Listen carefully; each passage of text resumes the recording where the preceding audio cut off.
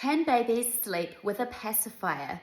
Hi, I'm Nikki. I'm a pediatric sleep specialist and one of the founders of Little Ones. So the pacifier is a pretty big topic in itself and it can be a bit divisive. Some people really love using pacifiers with their little ones and some simply don't. It's completely up to you. Pacifiers can be a really great settling and sleep tool for babies. There are some caveats. However, for newborn babies, as long as your baby is well established on feeding, pacifiers are an excellent way to get your baby to settle to sleep, and it's not going to interfere with the quality of their sleep because in this newborn stage, the first couple of months, your little one is drifting really easily between sleep cycles. Even if the pacifier falls out while they're sleeping, they're not necessarily going to need you to replace it in order for them to sleep for longer. What does happen, however, is that around 4 months old, your little one's sleep matures quite significantly. And this is called the 4-month sleep regression. During this time, your little one starts depending very heavily on the things that they associate with sleep.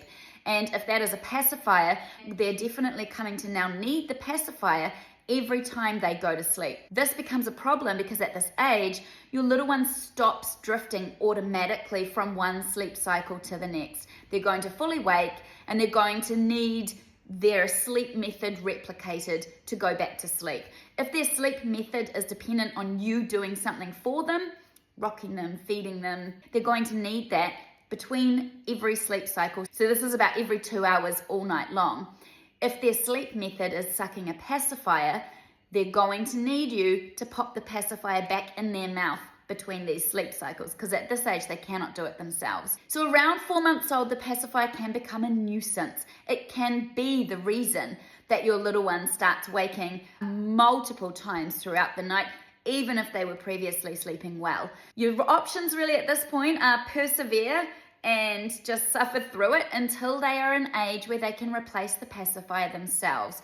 So that generally happens around 7 or 8 months old when they've developed enough that they can put the pacifier in their mouth themselves. That solves that problem, and your little one being able to do that will actually see them sleeping really well with the use of a pacifier. Your other option at around 4 months, if you just cannot deal with the 2-hourly night wakes to pop the passy back in, is to get rid of it. And you would potentially look at weaning your little one off it, maybe introducing a different settling method, a hands-on settling method in the meantime, and then gradually weaning your little one off that too. So the pacifier can be a friend and it can be an enemy. Let's call it a frenemy. If you want more help with pacifiers or your little one's sleep at all, ask us in the comments or visit our website, littleones.co, and we would love to help you.